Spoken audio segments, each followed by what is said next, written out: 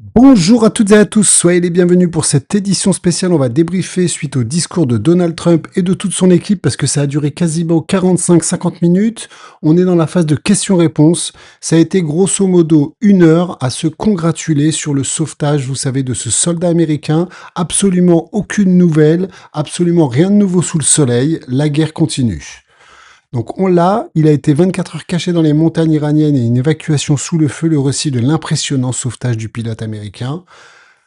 Ça n'a parlé que de ça. Donc il y a eu le chef de la CIA, le chef des armées, Donald Trump, chacun à leur tour sont venus relater l'exploit des États-Unis. On a envoyé 200 soldats pour en récupérer un. Donald Trump détaille l'opération qui a permis de secourir un pilote américain en Iran. Ça n'a été que ça en fait. Pendant 1 heure, c'est toujours en cours. Maintenant, c'est la phase de questions-réponses tout de suite en direct. Le pilote américain dont l'avion de chasse a été abattu vendredi au-dessus de l'Iran a été sévèrement blessé et était sous la menace des gardiens de la Révolution, a rappelé le président américain Trump. Il a précisé qu'ils avaient réussi à le récupérer, ils ont envoyé 200 personnes, et il a dit on aurait pu en perdre 50 voire 100 soldats dans cette opération. Ensuite, les menaces encore. En direct, guerre au Moyen-Orient, Trump affirme que l'Iran tout entier pourrait être éliminé. Son ultimatum, c'est jusqu'à demain soir. Et donc, on va suivre ça avec beaucoup d'attention. Et il a bien précisé, l'Iran pourrait être anéanti en une nuit. Et enfin, c'était avant son discours, ça envoyait des mauvaises ondes par rapport à une éventuelle paix dans son discours de 19 heures. Guerre au Moyen-Orient, 2 complexes pétrochimiques iraniens dont le plus important du pays frappé par Israël.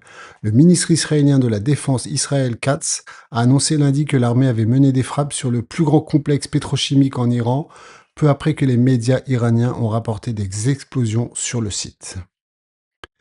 Donc si on regarde la réaction maintenant du marché, on a le pétrole qui repart à la hausse, il était en train de se stabiliser et le pétrole réagit plutôt négativement à ce discours qui n'a apporté absolument aucune nouvelle.